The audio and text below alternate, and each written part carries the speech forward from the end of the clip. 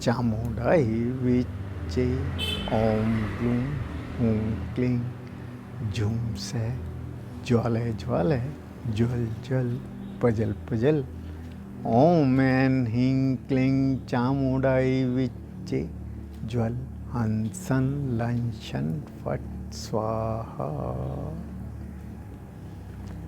हम कितने भाग्यशाली हैं कि हम उस देश में पैदा हुए हैं जहाँ के ऋषि मुनियों ने हमें एक अद्वितीय ज्ञान दिया है।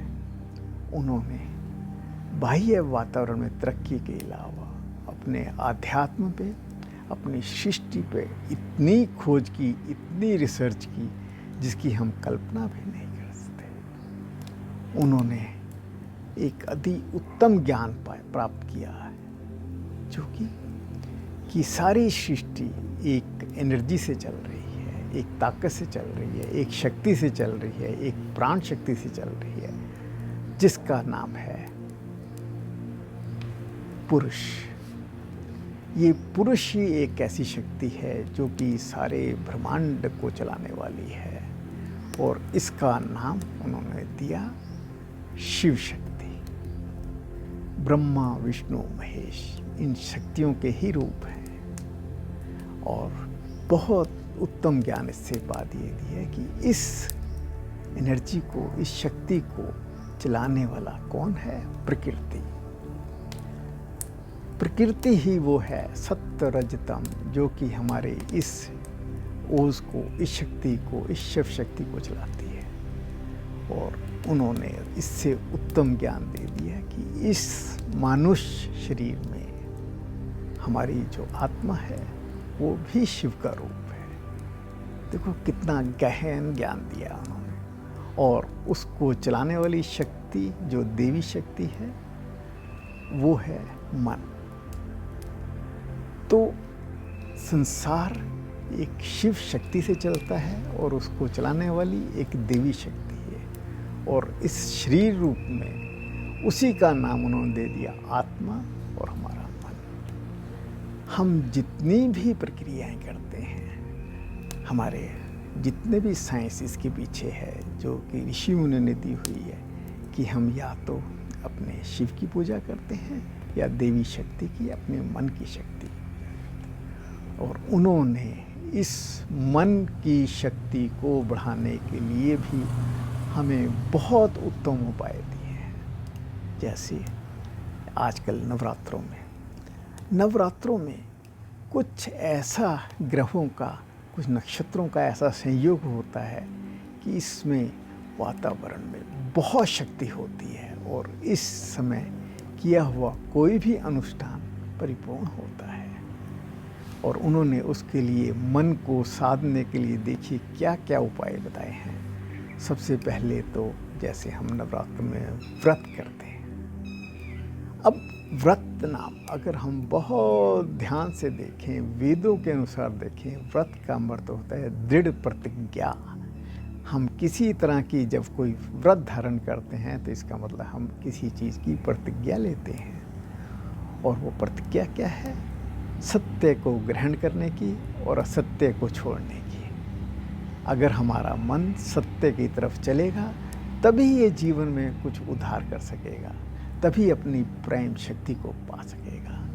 और हमारा ऋषि मुनियों ने क्या पाया है कि मनुष्य जीवन का मुख्य उद्देश्य ही मोक्ष को प्राप्त करना है। एक ऐसी स्थिति प्राप्त करना है जहाँ कोई सुख और कोई दुख ना हो। और इसके लिए एक जो व्रत की परिपाटी में उन्होंने सबसे पहले एक व्रत का होता है, जब हम मन को साधना चाहते हैं तो सबसे पहले हमारे आगे आता है आहार, भोजन। तो कहते हैं अगर आप किसी भी दृढ़ निश्चय, दृढ़ प्रतिज्ञा की तरफ जाना चाहते हैं, सबसे पहले अपने आप को सूक्ष्म भोजन की तरफ लेके जाओ। भोजन को नियमित कर दो और कम से कम खाओ। और यही हमारे व्रत का मेन उद्देश्य है। और दूसरा, सात्विक भोजन ग्रहण करो। आप देखिए जब भी व्रत रखते हैं हम जो भी तामसिक चीज़ हैं उनका त्याग कर देते हैं। लहसुन, प्याज, नॉन वेज ड्रिंक्स, ये सबको पीछे यही है कि लॉजिक, यही कारण है कि हम सात्विक भोजन की तरफ चलना शुरू कर देते हैं। और इसके अलावा सबसे बड़ा होता है हमने मन को मोटिवेट करना है।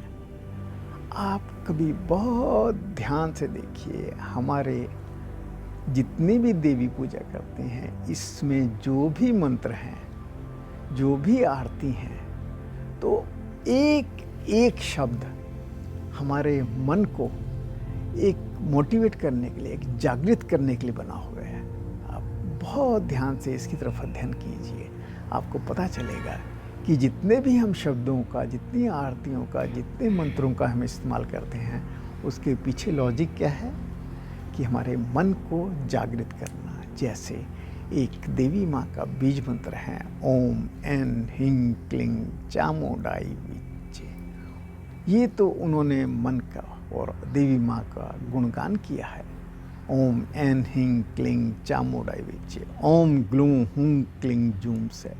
अब देखिए और क्या, ज्वालय ज्वालय, मन को कितना उत्तेजित किया है। ज्वालय ज्वालय, ज्वल ज्वल, प्रजल प्रजल, मतलब मन की शक्तियों को इसने मल्टीफोल्ड करने के लिए एक प्रेरणा दी है, एक जागृति पैदा की है, एक मोटिवेशन दी है। इसी तरह हमारा हर देवी माँ का मंत्र इसी तरफ लेके जाता है।